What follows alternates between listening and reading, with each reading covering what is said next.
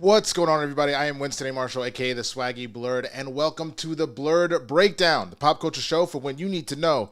See, what happened was. Now, if this is your first time here, please be sure to subscribe to the channel, hit that notification bell, throw a thumbs up on this video, all that good stuff, man. I would greatly appreciate you if you did that. It looks like we're about five subscribers away from 5,000, which is crazy, man, that we're here. So I am going to do something special when we finally do that. Hopefully that will be next week.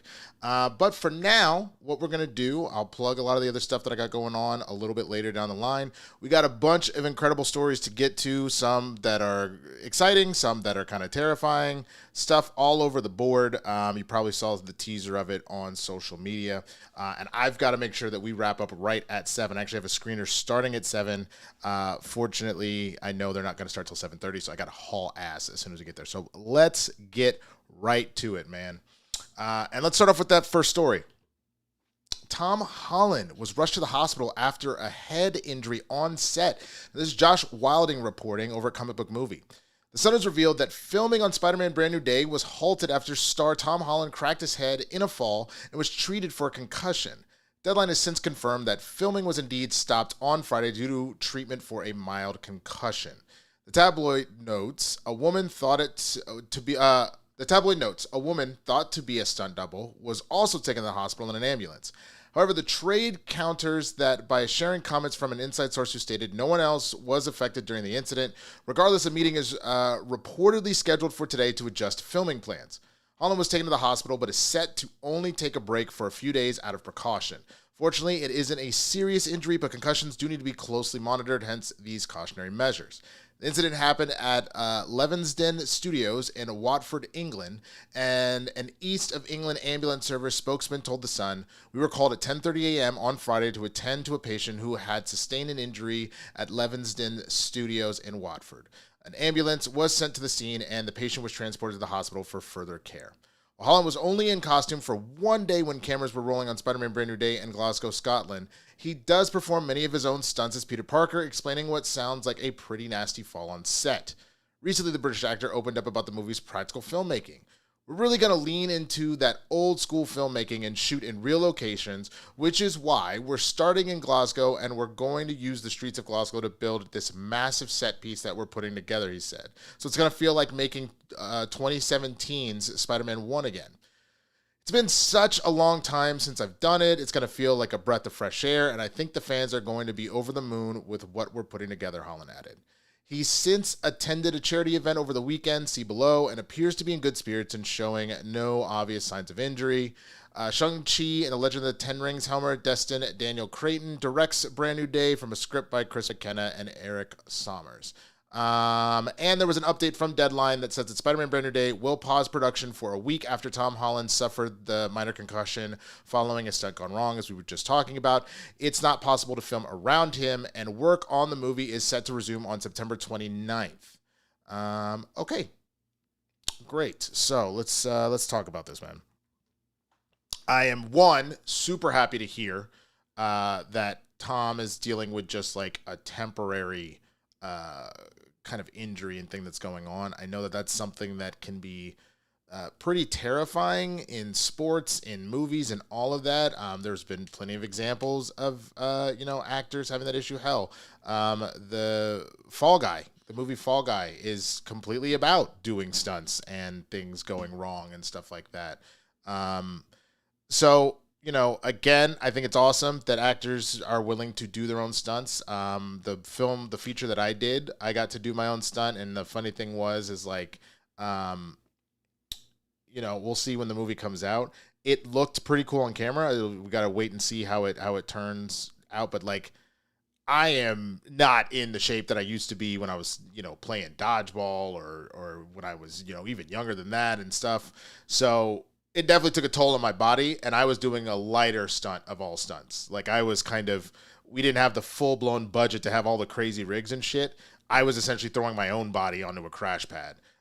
So I can only imagine he's doing flips, he's doing fight scenes, all sorts of stuff that could potentially go wrong. Obviously, you're as safe as possible, but this kind of stuff happens. So I'm just genuinely glad that it sounds like Tom Holland is okay. I'm also glad that they're taking this seriously enough to not get him back out there until later. I know that's been a big argument with the NFL for a long time about these concussion protocols need to be taken more seriously, as you end up with all of these people with CTE and stuff like that. And you end up with folks like Antonio Brown kind of all over the place, and others that we've seen with that kind of head trauma after continuous play time, and ignoring that shit. But all that being said, man, again, I'm glad to hear the movie's not going to be delayed. Sometimes with scheduling like that, you can get really off base because actors have different schedules and they're on tight, whatever, but it sounds like everybody's fine. So glad to hear that was built in for them to do that and everybody will move forward. But let me know what you think about this, man. Does this worry you about the film? Does it get you excited about the film if the stunts are that serious? Like, where are your thoughts at? And, let me know if you've ever dealt with the kind of a crazy injury. A lot of you know that I broke my leg a couple years ago. If you've ever dealt with a crazy injury or something like that yourself, let me know a story about you and what's going on, man. You obviously can throw it in the comments. You can throw it in the live chat, which shout out to the people I see in there already, including RWP, who's been subscribed for a minute, but the first time being able to tune in live. Thank you so much for that. And then, of course, super chats are open. Streamlabs.com/theswaggyblerd/tip if you want to get that question for sure read and in and support me and support the show. Greatly appreciate it, man. But with that, let's get on to what I would argue is probably our main story today. Now, this is coming from The Hollywood Reporter, though everybody's reporting it. This is noting that Jimmy Kimmel Live is returning to the air on Tuesday. Now, Jimmy Kimmel is getting back on the air. The ABC late-night host is returning to broadcast on Tuesday following a brief but monumental suspension that sparked a national debate over the Trump administration's pressure tactics and the modern limits and consequences of free speech. Last Wednesday, we made the decision to suspend production on the show to avoid further inflaming a tense situation at an emotional moment for our country, ABC parent company, the Walt Disney Company, said in a statement Monday. It is the decision we made because we felt some of the comments were ill-timed and thus insensitive. We've spent the last days having thoughtful conversation with Jimmy, and after those conversations, we reached the decision to return the show on Tuesday. The move follows an extraordinary week in the media that kicked off with Kimmel making a somewhat vaguely worded on-air comment on the September 15th edition of Jimmy Kimmel Live about Charlie Kirk's assassin that could easily be read as suggesting the suspect was a MAGA conservative, despite evidence to the contrary. The quote went viral, sparking plenty of online backlash. On Wednesday, FCC Chair Brandon Carr threatened ABC's affiliate licenses over the comment. Affiliate group Nexstar, which is seeking FCC approval for an upcoming merger, and Sinclair told ABC that they would preempt Kimmel's show. Nexstar insisted in a subsequent statement that its decision was made independent of Carr's comments, but the timing made that tough to believe. Behind the scenes, sources say Kimmel wasn't planning to apologize on that night's show and instead was going to defend his original comments as being taken out of context and grossly mischaracterized by MAGA, which Disney brass thought would only inflame the situation. Disney/ABC then announced Jimmy Kimmel Live was suspended indefinitely. On Thursday, a follow-up meeting between Kimmel and Disney execs reportedly ended in a stalemate, with Kimmel sticking to his slated plan of unapologetically defending himself. Despite Kimmel's return, it is not immediately clear if his show will be available across the entire country. And as a matter of fact, I actually have a quick update on that because I noticed this as I was getting ready for the last little part of the show here. Sinclair did put out a statement, and it says, beginning Tuesday night, Sinclair will be preempting Jimmy Kimmel Live across our ABC affiliate stations and replacing it with news programming. Discussions with ABC are ongoing as we evaluate the show's potential return. So anywhere that Sinclair does have affiliate stations for ABC, it sounds like they will not be there. And I do see here in this article, let's see. Sinclair, for its part, has said that it would not go back to running Kimmel's show on the stations until the late-night host apologized for its comments, and so we hear that. Meeting with Sinclair representatives and made a donation to Trump, to Turning Point, the organization that Kirk founded. Sinclair, it should be noted, owns the ABC station in the D.C. metro area, among other markets. Nexstar similarly could choose to continue to preempt the show, though, of course, it would still be accessible online across the country after it runs on ABC.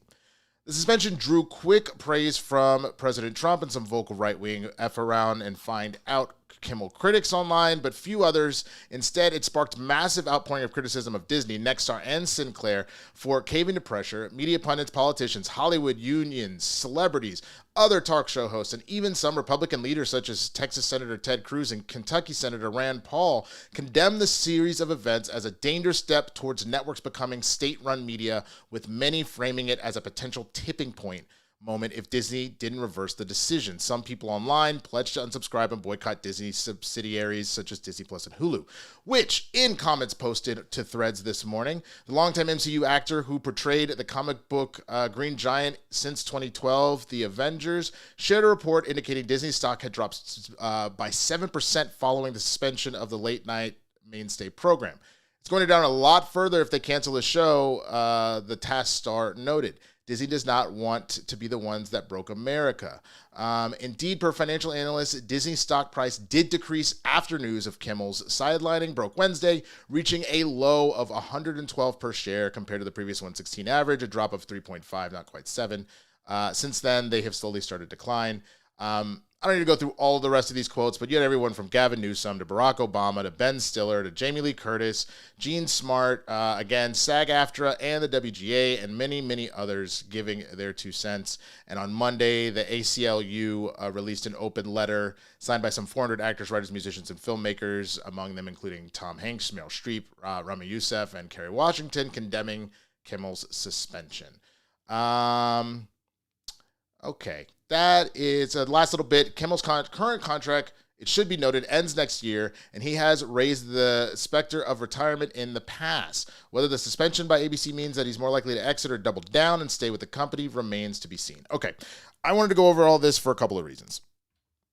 I mean, again, I've talked about at one point potentially doing a political show. I'd probably keep it on this channel, but just be a separate show. I've never hit in my politics, so there's that too.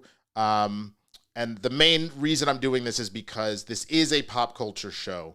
And this is incredibly important to pop culture for a number of reasons. And the main one being exactly what you saw people from all across the aisle ultimately get at.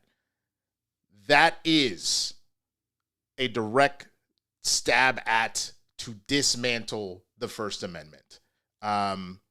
One, I agree that his words were taken out of context. It feels like over the course of all of the stuff that's gone on with Charlie, have there been some people that have outright been celebrating Charlie's death? Yes, and I think that that's pretty gross. I have a kind of macabre sense of humor, so people making jokes, like I've mentioned this, like the Titan submersible, the Queen, all that kind of stuff. When you have something that's kind of divisive and death is behind it, I tend to find kind of stuff like that.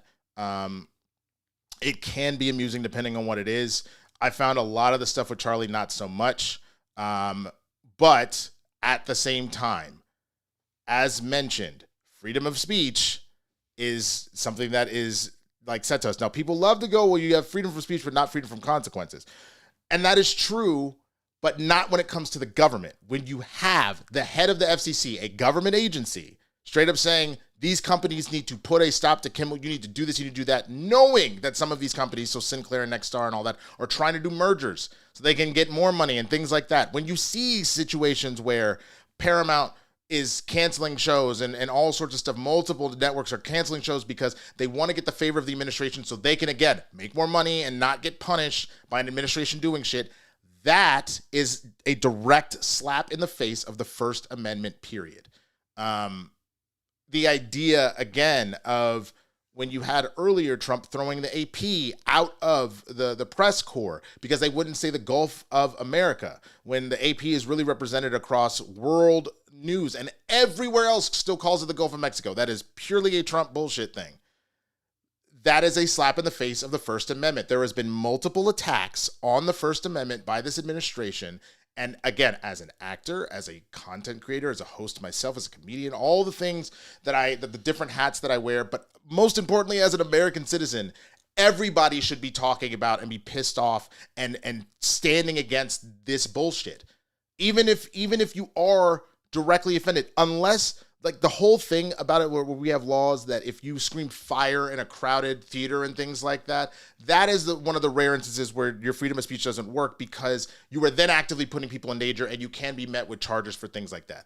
But you making a shitty joke or saying whatever the fuck, I may hate you, I may never hire you, I may boycott your products, I mean, any of those things are all fair. And a company is allowed, if it's a private company, if you want to shut whatever shit down and you don't want somebody to work for you, whatever, that is also allowed. However, when you literally have a member of a government agency making threats, and if you want to see something funny, go listen to Ted Cruz do a really bad Goodfellas impression of like, hey, we're going to make you an offer you can't refuse. It's really bad.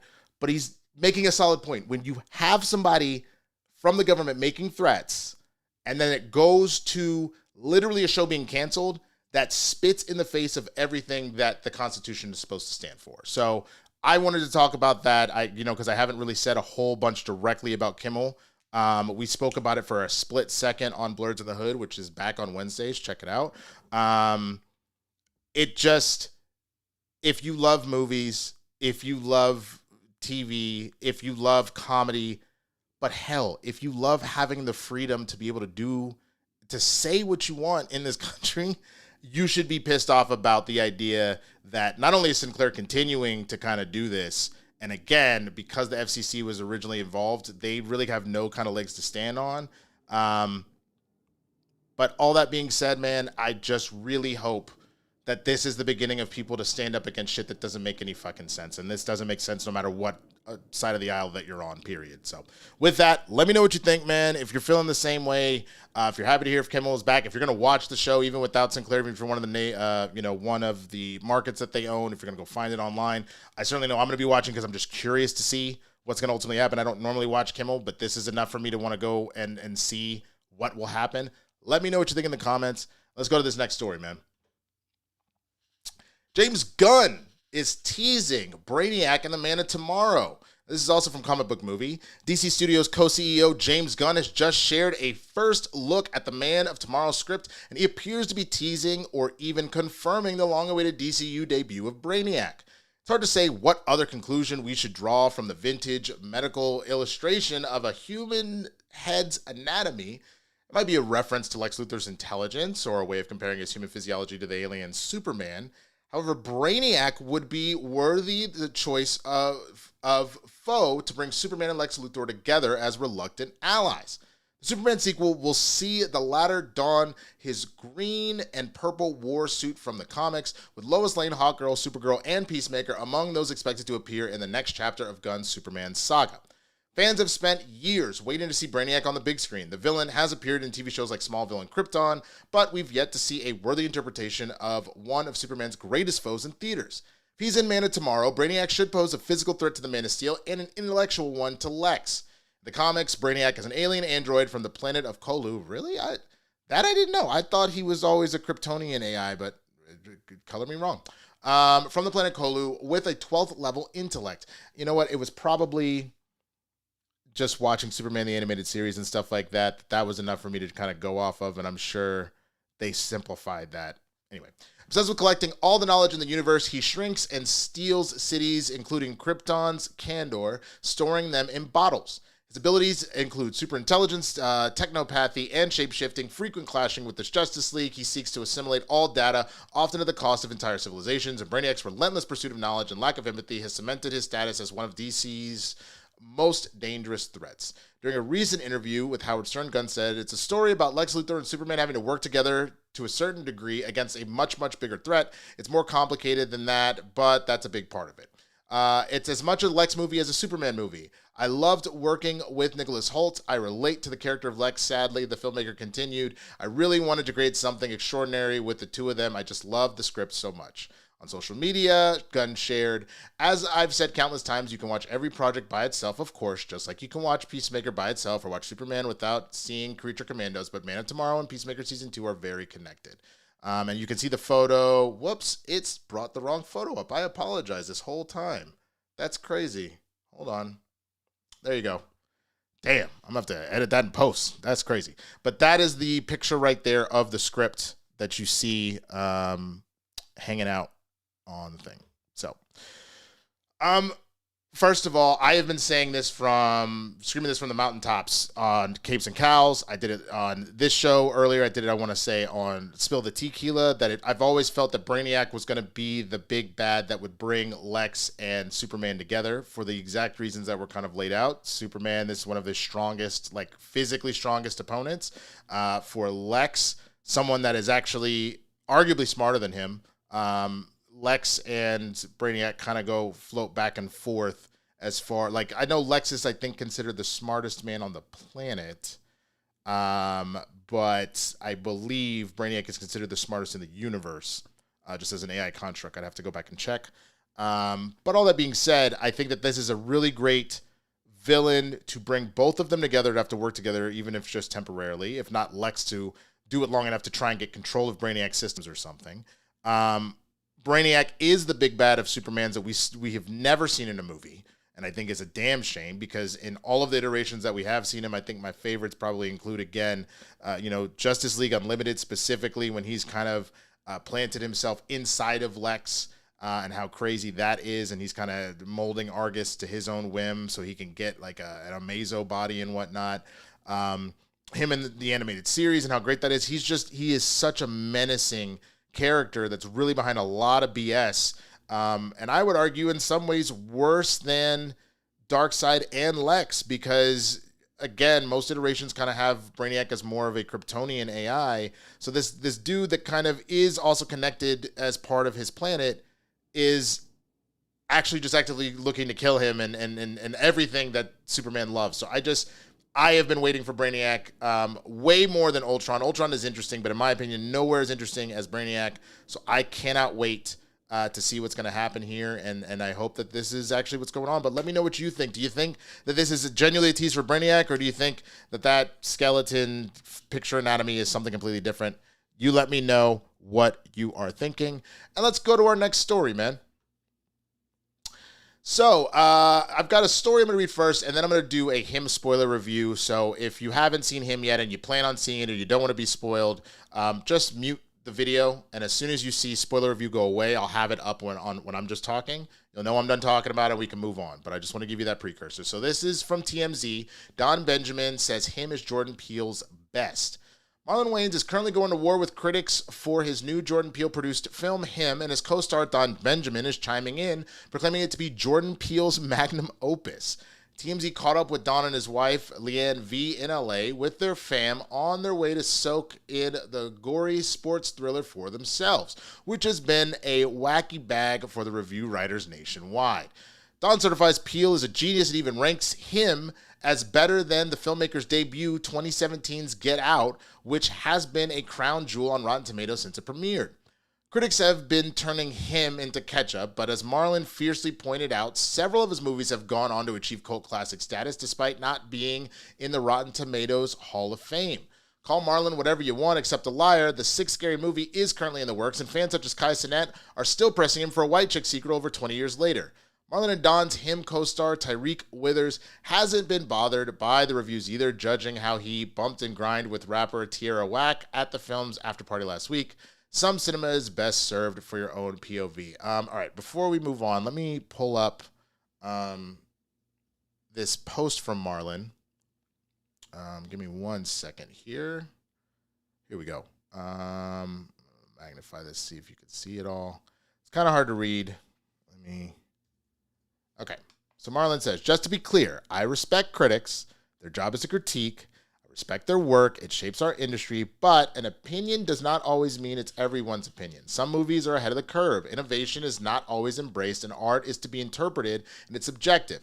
I've had a career of making classic movies that weren't critically received, and those movies went on to be classics, so don't take anyone's opinion. Just go see it for yourself. Love to all. Him in theaters now. And then, he put up photos from Rotten Tomatoes that White Chicks, for example, 15% from critics. You had 55% from, fans, 32% for Don't Be a Menace, 80% by fans. In my opinion, one of the greatest spoof comedies of all time, like genuinely up there with now Blazing Saddles that I've seen it. I mean, Spaceballs, Robin Hood, Men in Tights, all that stuff. Same thing with Scary Movie. Scary Movie 2 got a 13%, but 52% from fans, which is still rotten, but, that's about half people that saw it. Scary Movie, 51% from fans. Again, I think the first couple Scary Movies run by the Wayans are classics. Never saw Haunted House. Didn't really hear great things about it. As you can see. And then him right now, 28% from, people, but I guess 60% of folks are saying they liked it. So all that being said, whoops. All right. So if you saw my out of the theater reaction, I was kind of hesitant because I was still trying to sort out how I felt about him. And now that I've had time to sit on it and really think and figure out what I liked and what I didn't like as a whole, I can say this, man. I think that the acting in him is some of the best I've seen from Marlon. Marlon has put out some really great stuff. If you haven't seen him in Bel Air, he kills it in Bel Air. I think he is in a whole other stratosphere in this and does a fantastic job. This is going back to, like, I'm trying to remember what that movie was. Oh my goodness, where he was addicted to drugs that, like, I want to say even got him an Oscar nod, or damn near got him Robin in Batman Forever, just from how good it was. I'm sure somebody in the comments will remember. I have always said that Marlon is a fantastic actor, and this movie does a good job of showcasing that. I also think that Tariq Withers also is a fantastic actor, and this is like a great coming out party for his acting ability. I think some of the cinematography in the movie and the kind of eerie flavor that you were able to get in, even though, and let's remember here, and this is something to even look at Don Benjamin for, Jordan didn't direct and write this. Jordan produced it. So to say, this is his magnum opus is kind of a wild statement. Maybe if you mean as a producer, but damn sure not as a director. You don't compare Get Out to this based off of what he was doing on Get Out. But be able to build like a visual language. This cinematographer that does this, I'm not familiar with her name. It is absolutely beautiful and like gory and eerie. And I think a lot of that was really well. Requiem for a Dream. Thank you. I think a lot of that was incredibly well done. However, where this movie fails, in my opinion, is when you get to Act 3, it's just kind of a mess. The general idea of, and again, spoiler review, you see it here, the general idea of like, hey, these rich white people are essentially draining these black men constantly to make billions of dollars. Sure, got the metaphor, hand over fist, pretty easy. The sacrifices that would be made, like having the manager or the doctors trying to very subtly protect, Cade, which is Tariq's character. I get that. That is all well done, and how they end up dead and they end up part of the sacrifice. Sure. You don't really explain the supernatural element of the powers, and like, yes, kind of, we're transferring the blood or whatever, but there's all this like Antichrist type stuff that's being brought up, and this idea that it actually is a demon, but you don't really get into that. The fight between Cade and Isaiah at the end feels not really that earned, because you're not really at a place yet where, other than saying, hey, it's either me or you, sure, but they haven't really gotten to a point of antagonistic quite yet. They really do feel still like Unc teaching the nephew and then still being connected. You don't really explain moments like the crazed fan that comes in and that, he ends up killing and all that kind of stuff. You don't really explain a lot of this stuff, and not even in a way that makes sense within the movie. You just kind of half allude to shit, and then you just jump into Act 3, and then it's like, well, here we are. And even kind of like, hey, even your dad has been messing with you this whole time, and blah, blah, blah. It was all this stuff that was just lightly kind of touched on, but not really dove into. And so that by itself makes this whole thing feel off balance. Either we stay in the full, fucked up, unreal, just like crazy psycho whatever shit, or we find out that there's a little bit more down to earth about it, and we really hunker down to the down to earth. But you didn't really pick a lane. You were kind of swerving all over the place. And that is why I came out of the movie, if you rewatch my out of the theater reaction, where I was like, I really don't know how I feel about this. You know what I'm saying? Great stuff, again, from the acting, from the cinematography, even some of the speeches that are in there writing-wise early on, I'm actually really impressed by some of the stuff that's brought up. But you tease a lot of things that you don't explain. And that is very unsatisfying Because even if it was, sometimes there's just fucking evil, dog, and there's a demon, cool, but you half explain shit. And that was very off-putting. So no, I did not think that this was a good movie, ultimately. And, and again, this is not a knock on the film, like the producing ability of Jordan Peele. This is not a knock on the acting ability of Marlon or Tariq or of the cinematographer. But think about incredible sports teams that have had, like, think about the, this is going to be a little bit of a bad metaphor because they did overall have a very successful season. But think about that Patriots team that almost went fully undefeated to the Super Bowl. You had the Brady and the Randy Moss and the Gronk. You had all of this talent on this team. And you had incredible individual performances from all of the major players here and there, with a few kind of slip-ups that ultimately led to it not working out and not being the result that you wanted. And in my opinion, this is significantly where this is more akin to, well, every fucking Cowboys team that looks like they're about to be good, and then when it's actually time to put up or shut up, like on paper, this looked good, and maybe, Dak is second in MVP voting, but you shit the bed when it's time for the playoffs. That's kind of what this felt like to me. So if I had to rate the movie, I'd give it like a 2.75 out of 5. And I would say the same thing I said in the out of theater reaction. I agree with Marlon. You should make the decision for yourself. If you don't even want to kind of go down that path right now, maybe you're like, look, man, I got $20 to spend on movies a month. I'm not doing it. Then wait for it to come on streaming. It will come on streaming, and then you can watch it then and make it and draw a conclusion for yourself. Because I said this about Brave New World. Excuse me, I've got Brave New Day mixed up. Brave New World, Captain America, that came out in February. I personally did not like it. I had my flaws. I stated them out there, and that's not from a lack of wanting to support filmmakers and specifically support, black filmmakers and things like that. I'm just calling a spade a spade. I'm keeping the same energy. I'm just not really vibing with what was put down. But if you like it, I love it for you. Let me know in the comments if you think that you have a completely different take on this and you loved him. If you agree with me, if you're going to wait till streaming, let me know about all of that, man. And let's move on to our next story.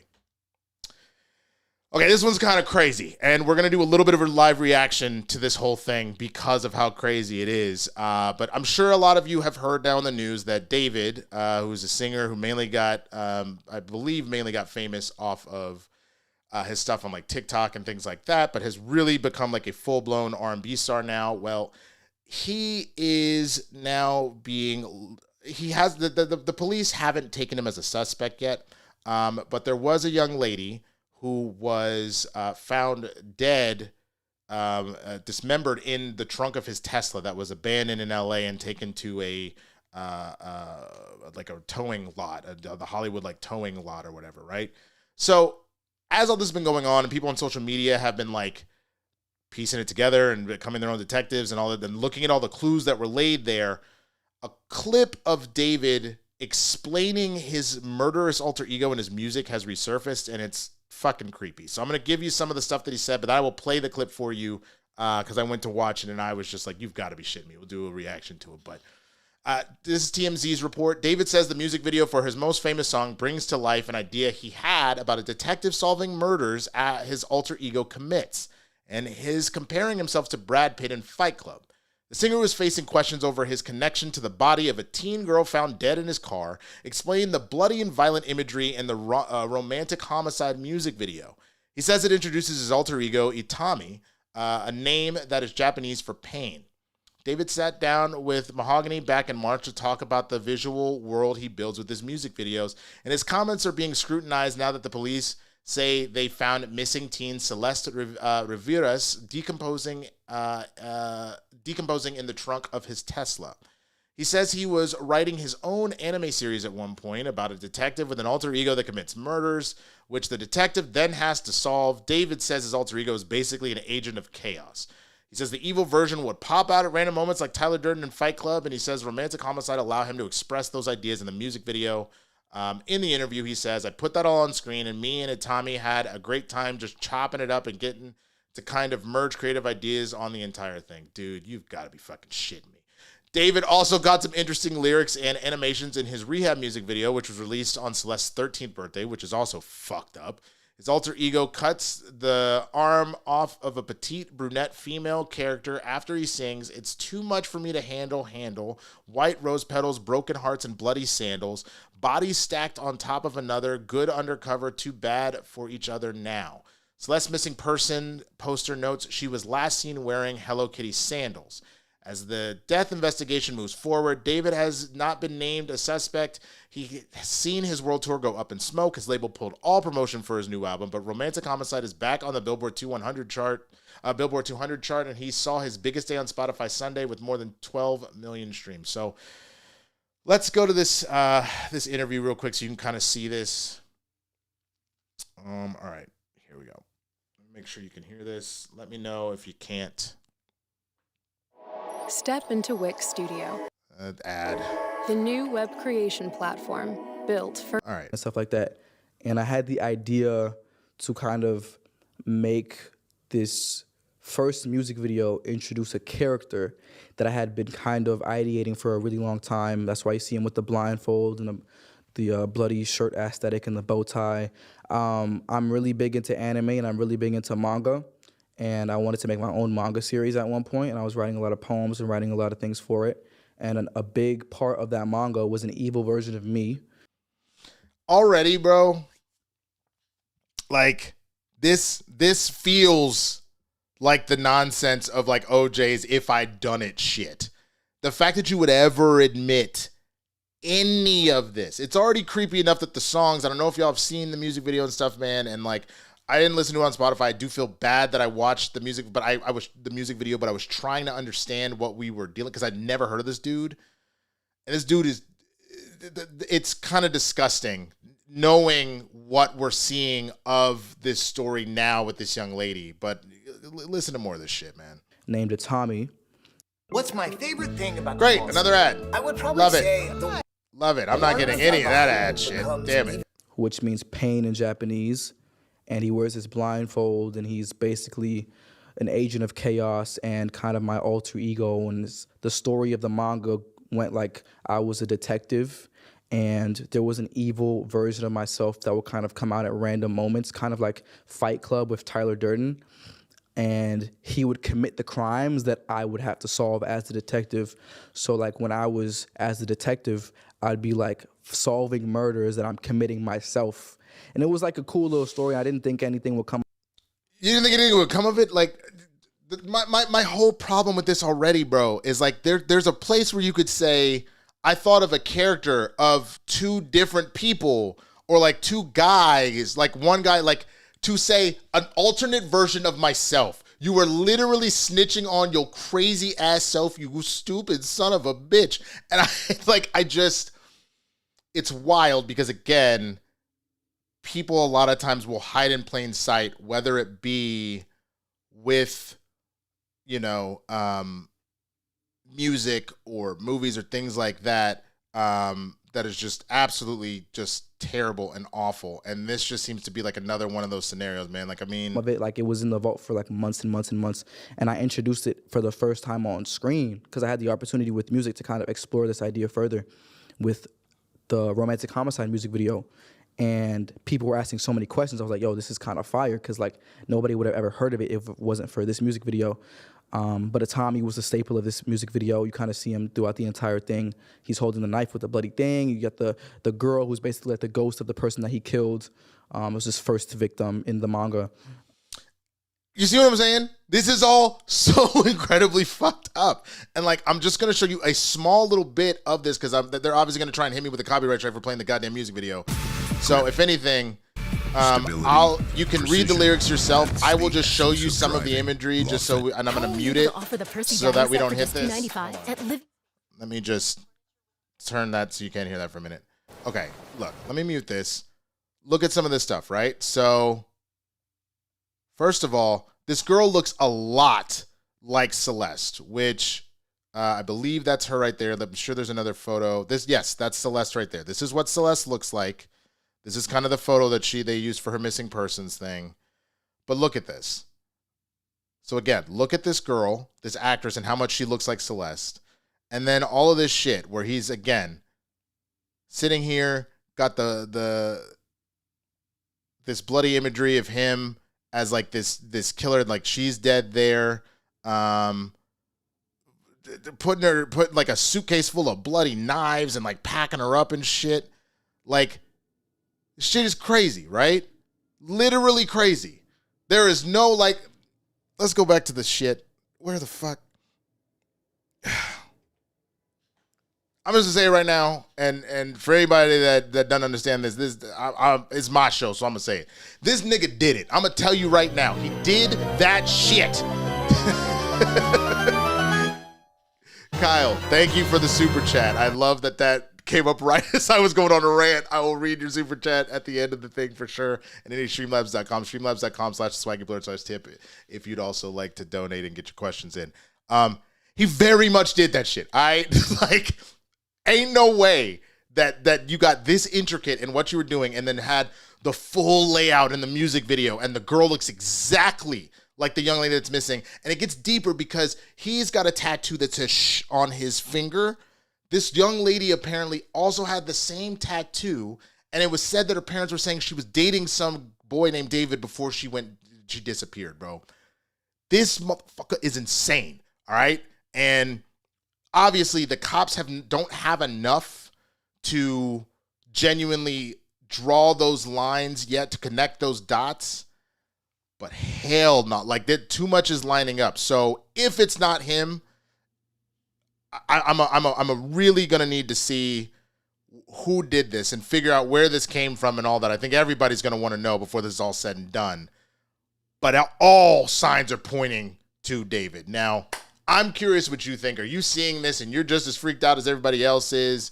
I highly suggest you at least look through the lyrics just to see how all of this goes, man, because it's pretty damn crazy. But let me know what you think in the comments.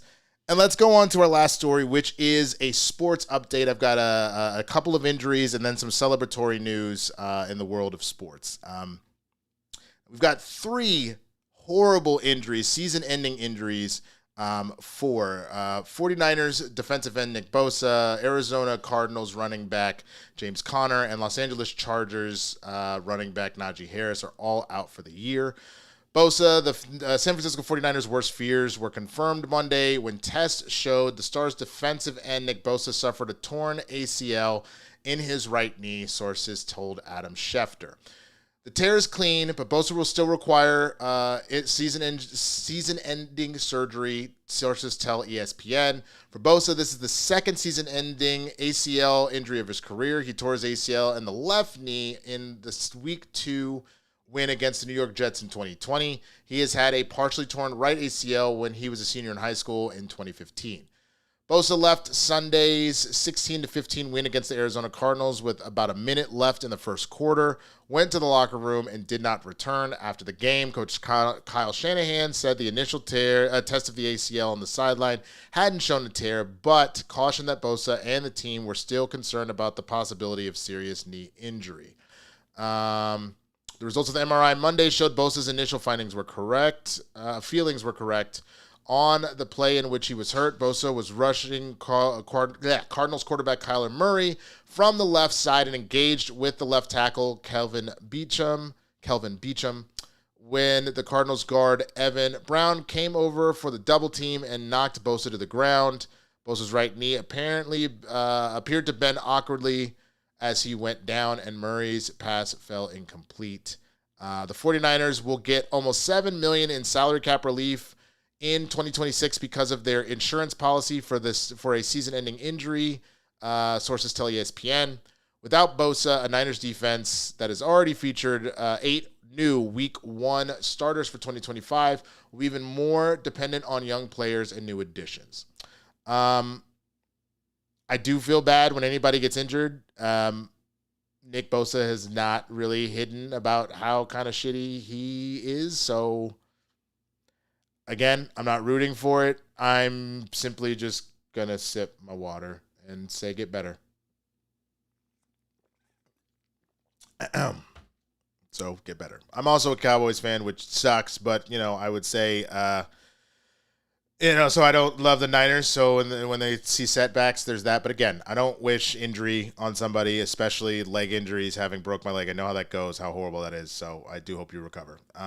James Conner, in the same game, this is the Arizona Cardinals running back, suffered a season-ending right ankle injury during Sunday's loss to the Niners.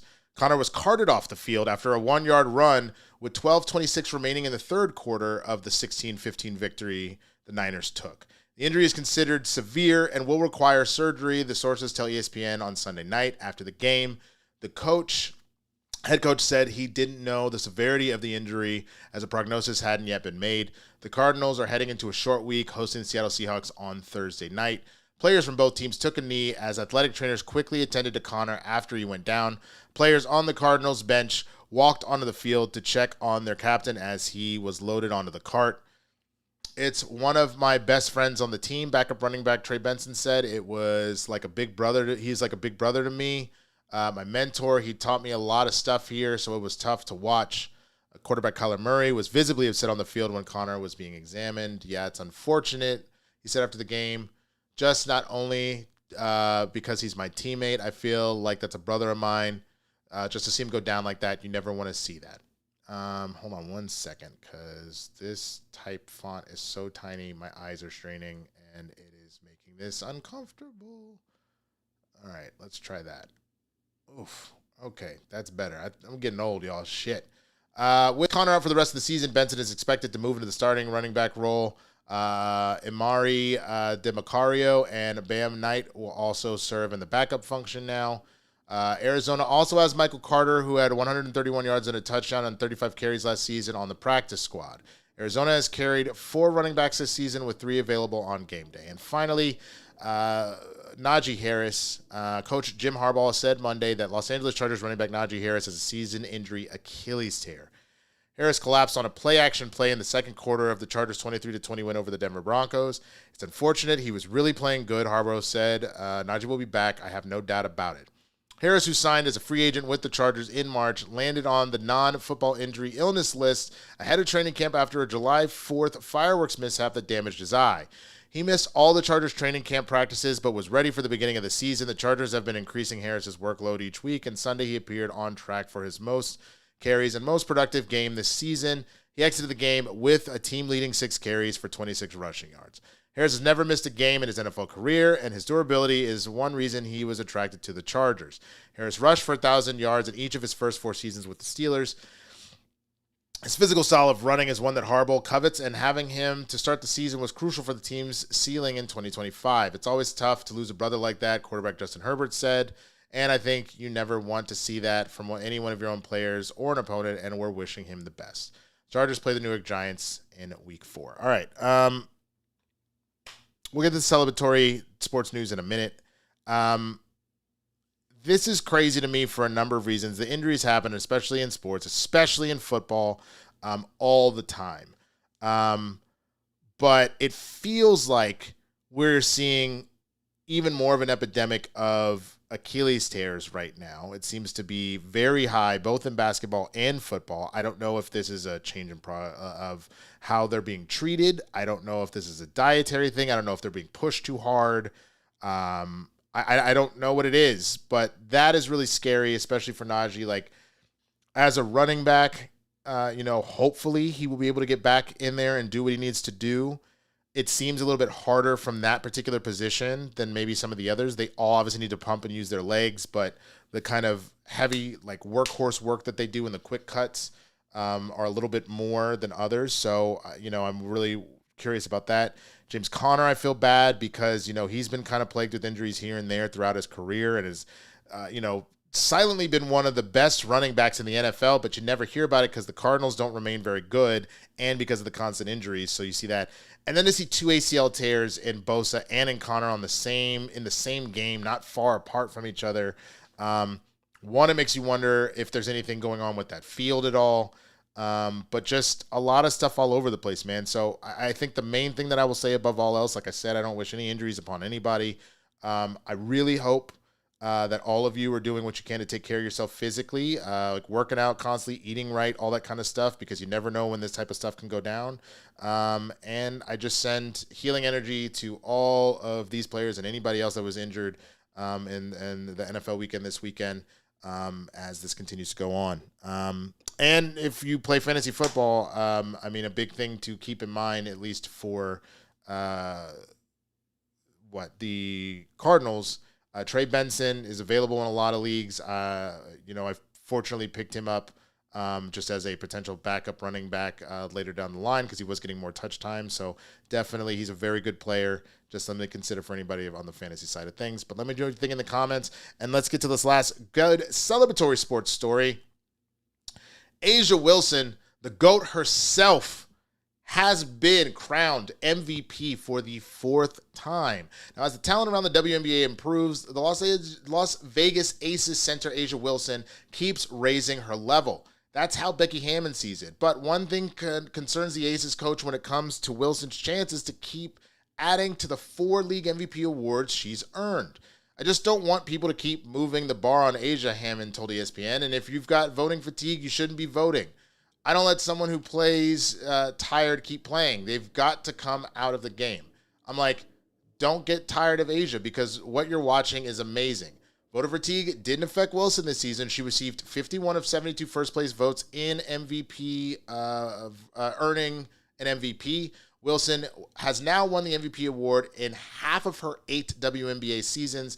And for those that are curious, as far as basketball goes, this puts her in the company of LeBron James and Wilt Chamberlain for 4 MVPs and is only behind Bill Russell and MJ for 5 and Kareem at 6. Bro. She is the GOAT for a reason, all right? I truly believe when it's all said and done, 3-time champion, 4-time MVP, I think when it's all said and done, she will go down as the WNBA GOAT. The things she's doing are absolutely crazy. I feel a little bit bad for Nafisa Collier just because she played her ass off and was the frontrunner for MVP. But what got interesting is that A'ja was kind of like the Iron Woman in this, in that Fee got injured for about 4 or 5 games, something like that. And considering it's only like a 45 or 50 game season, something in that range, that's a decent amount. And that's enough to know if the fact that A'ja played more games, had a higher point average, was a little bit less in, let me actually just pull it up instead of just guessing here. ESPN, and then we'll go to stats. Here, I will also just pull it up so you guys can see. Not the postseason, regular season. So check this out. Oops. Nope, go back. Complete leaders. All right, let's zoom in. So there's 1, 2.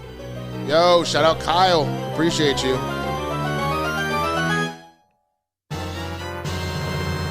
So when you look at Fee here, and A'ja played 40. Fee played 33. So a 7-game difference there, right? Higher points for A'ja, 23.4 over the 22.9. Very comparable, but average field goals made, 8.3 to 8.3. That's about the same.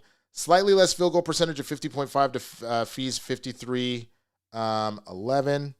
Hold on, I need to be able to do that. Okay, there we go. 3-pointers, Fee had more. However, obviously you see a slightly higher percentage off of A'ja. Free throws made versus attempted, roughly 6.2 over 7.3 per game. Fee, again, slightly higher at 90% versus 85.5, but you got 10 rebounds, 10.2 versus 7.3.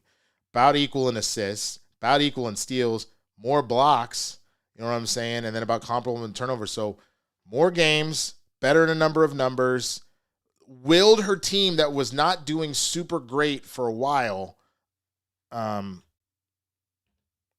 wasn't doing super great for a while, where they were always going to make the playoffs, but they were like hovering near the bottom, and then got them all the way up to 2nd place to end the season. Yes, Fee kept them in first for a long while, but again, once you see those numbers, it's in my opinion, it wasn't even comparable, and you kind of have to do what's going on there. And, to me, this was the correct voting to do. I feel like this is what Lamar Jackson and Josh Allen were last year. Lamar Jackson was Asia Wilson and honestly should have won the MVP in the NFL. But instead, it did feel like voter fatigue and like, well, it's Josh Allen's time. And maybe part of it was like, hey, you got a slightly better team. I do think that the Aces have a little more talent on the team than the Lynx, though. Obviously, the Lynx, higher kind of stuff. But you know what? It is what it is. And I see Joseph Ashley saying, I mentioned the WNBA more than our local news. Yeah, because I'm a motherfucking fan, man. It is what it is. And I'm going to spread the motherfucking word. This is some of the greatest ball that we're like seeing happen right now. So much talent is in the league, and I highly suggest people watch it. Not just Caitlin, because Caitlin is jacking up threes from half court, man. I really hope that people are checking it out on their own. All right, so with that, we got to go ahead and get these super chats, and then I got to get out of here because I'm about to be late for this screening. So Kyle Wilson, thank you so much for both of these super chats and coming in here. The first one saying, it's scary when artists cross the line of creativity versus reality mentality. I look at artist therapy for me, but the internet is erasing lines of decency. Yeah, I definitely agree with you on that, man. Things are getting a little chaotic around here for sure. I think a lot of the energy that's allowed to be protruded out here in social media and whatnot is kind of building up a lot more resentment, a lot more of hostility, things like that. I think there's something to this whole notion of go outside and touch grass because people are so into these weird personas they've made online. It is making people that even if they had some political differences one way or the other, genuinely become fucking assholes. And to then take it outside of the internet and then do it in real life. Because you have been fed the poison constantly, you then have a reaction not just on the internet, but with individuals. And it makes the divide greater and it makes things more hostile and all that kind of stuff. It seems like in the past you would always have bigots and you'd have stuff like that, but a lot of that stuff would be fringe. It's allowed for people to get sucked up into this idea of teams and really not see each other as humans anymore. And it becomes frustrating. And that's when all of a sudden civil rights get run backwards and fascism comes into play and all that kind of shit. And I fucking hate that shit, man. And I hope you do too. Everybody that's watching this show, I hope that if you're a fan of the show and this channel that you also hate fascism and shit. Second one from Kyle. He says, I'm also a huge First Amendment advocate. Can't wait to see Kimmel tomorrow. It sucks when free speech is abused by nefarious motives, but I'd rather control what I view myself versus government censorship. 1,000%. It's why, I heard, and I've always been honest about that. Like, I said this before. I don't think Charlie deserved to die at all, Charlie Kirk. But, people that wanted to immediately be like, you're a terrible, how dare you say he said horrible things. I watched all of those clips that would come out and then would, just to make sure I got the context, I would go and watch the full conversations about him being like, if I get on a plane and there's a black pilot, I'm like, I hope you're qualified. Like, that's the shit that never made sense to me when people would say shit like that. Like they didn't lower the rate, like the statistics or the threshold you needed to be a pilot because you are dealing with people's souls just so they can turn around and allow crashes and random shit to happen. That literally doesn't make logical sense. He would say a lot of divisive bullshit like that all the time. And whether or not he would turn around and be real all willy-nilly, like I hated that Van Jones came out and was like, hey man, this is what Charlie ultimately said to me about like, I really disagree with you, but we should debate, man, and like, be respectful and blah, blah, blah. I hear that and I understand the idea of, yes, we should be able to have conversations of differing of views and stuff like that. But when you are actively saying things to dehumanize people, there is a reason why then, unfortunately, I think it is too far to celebrate a death like that. But why those jokes come up or people don't care or they're like, oh, well, or whatever. You know what I'm saying?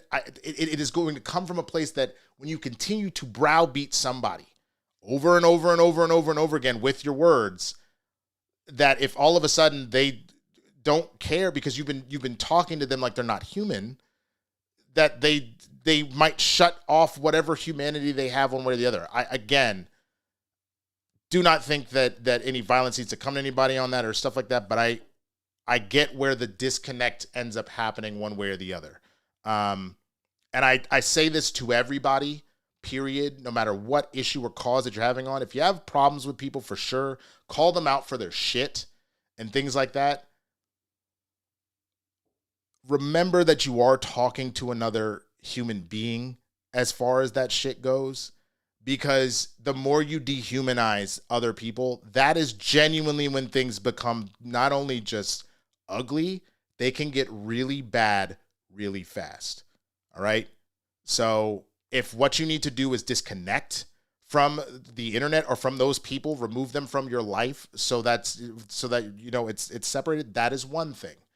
I think that that's okay, but don't go so far as to forget that you're dealing with other humans, because then you will start to see crazy fucking violence happening, and that is the last thing that any of us fucking need. With that, man, I'm going to get out of here. Thank you so much for watching the show. If you haven't already subscribed to the channel, hit the notification bell, throw a thumbs up on this video.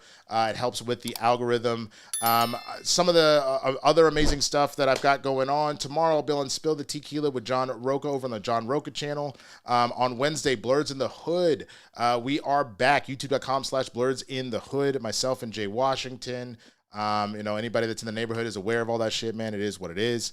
So come and hang with us. On Friday, Capes and Cows over on the Christian Harloff channel. Myself, Christian Harloff, and Chris Carr, who has joined us, replacing Quejandro. Miss you, buddy. A lot of good stuff going on over there. So check that out. Thank you so much to everybody that watched the Demon Slayer reactions. I do have a little bit of good news that Christian and I will be going forward with those Demon Slayer reactions. So continue to watch them. If you haven't already seen it, it's over on Christian's channel. Throw comments, do all that kind of stuff, play it in the background. You know, if you've already seen Demon Slayer a million times, you don't want to watch it again. That all helps. And as we're doing more episodes, you got to keep watching them, because if it ever falls off, then Christian might double back. And I know a lot of people were excited about him doing more anime. This is how we get him the gateway drug to do more of that. Reactions on this channel, again, coming up pretty soon. And just more content. I didn't get to the Mandalorian Grogu trailer. I'll do a reaction for it tomorrow. So come back here to check all that out. And that should pretty much do it, y'all. So thank you so much for watching the Blerd Breakdown. I will see y'all on the next one. And I'll see you tomorrow over on Spill the Tequila, man. Peace!